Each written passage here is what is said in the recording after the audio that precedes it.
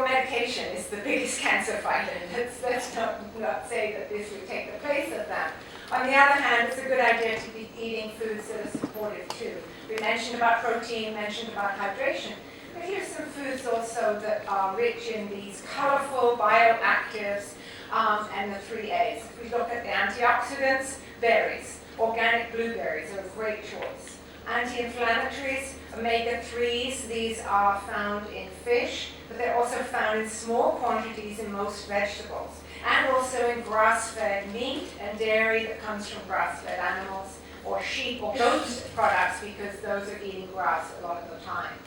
Anti-carcinogens, there are a whole lot of things that come from the cabbage and the garlic family that, as you chew them, thio means sulfur, and a lot of them have a sulfury result because the tissue breaks open and these isothiocyanates come out, and these are actually very beneficial too.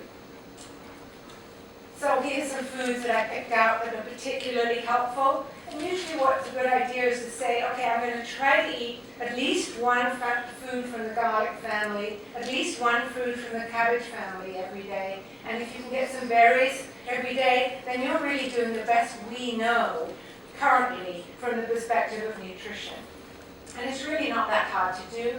Usually in the evening I try to have a salad, for example. The salad might have watercress in it, might have endive, it might have some dark leaf lettuce, and then put a garlic dressing on there, and then have some berries in the morning. So then you've already done it. And then you feel good. You feel, okay, I've done the best I know how. And this would be a typical daily menu. You know, this might be a lot of food, and you might want to have smaller quantities of it. But in terms of making sure that you have like a whole grain cereal in the morning, or creamed, or you know, smooth textured if you're closer to surgery. And then in the afternoon, maybe a snack or 2 snacks. I'm originally from England, in case you wondered where the strange accent's from.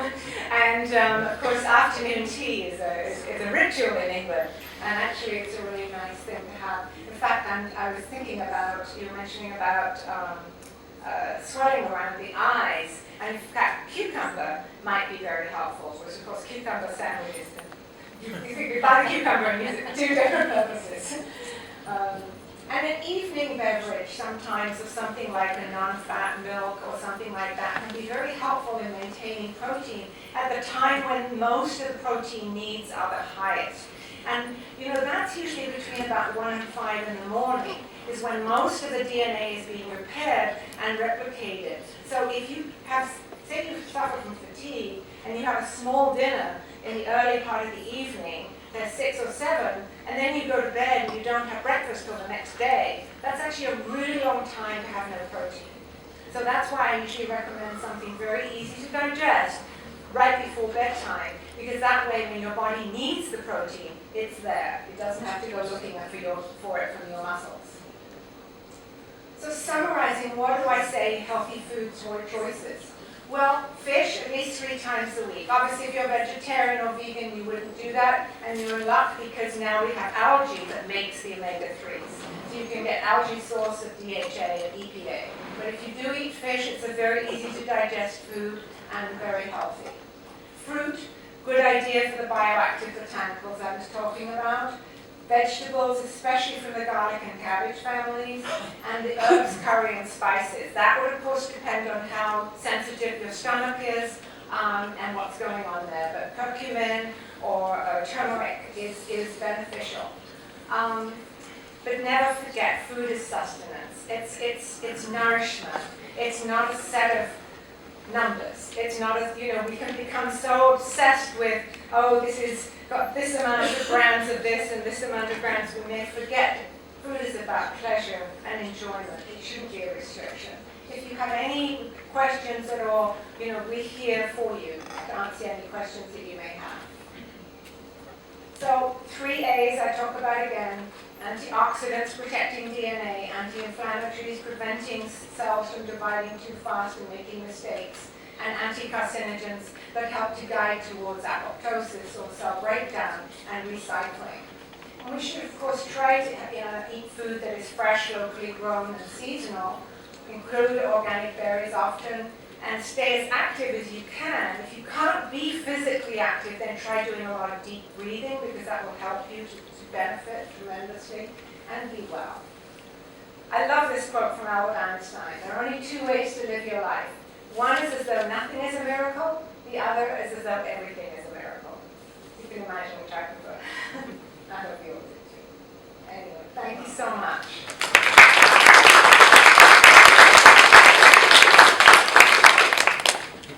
Questions? I have a question. Yes.